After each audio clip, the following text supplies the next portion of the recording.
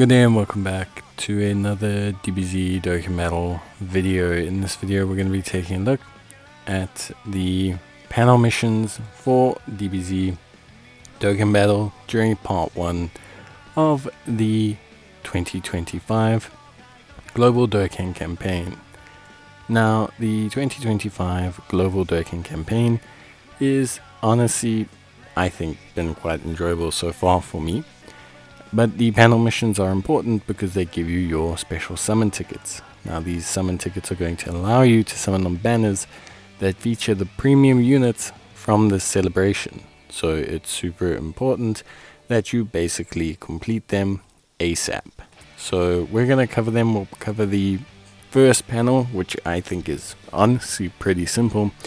And then we'll cover the second panel, which has some missing missions at the time, but has now filled out completely. So we'll make sure that everything is covered.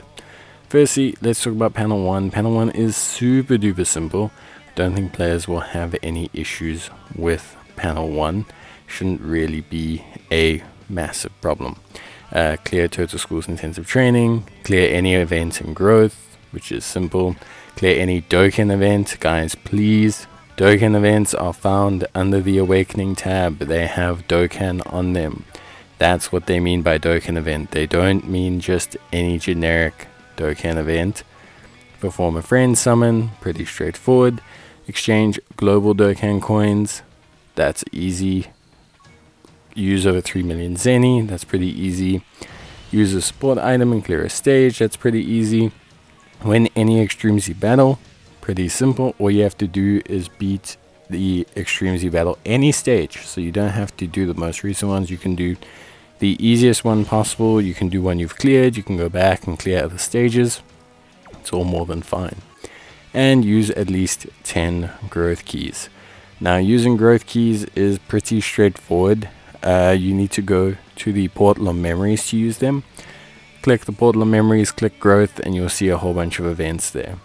The friend summon is pretty simple as well. Find it under friends. You don't have to do an expensive one. You literally just have to do the cheapest one once, and then you're fine.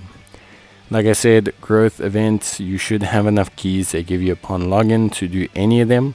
Obviously, I've done a video previously on which ones are the best, so you can take a look at that. It will hopefully help you. I suggest if you're looking for Future Saga to do Paths of Good and Evil, as that'll help out your Future Saga teams with link leveling and skill orbs and things of such nature. Exchanging the global coins is pretty easy. You can get some from these missions that we've been completing and exchange them.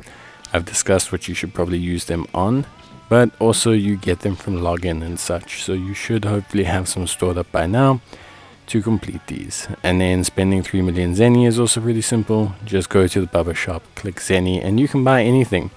Highly suggest you buy some Ghost Ushers. They're a great support item that's useful for world tournaments and things. So definitely something that players should consider doing.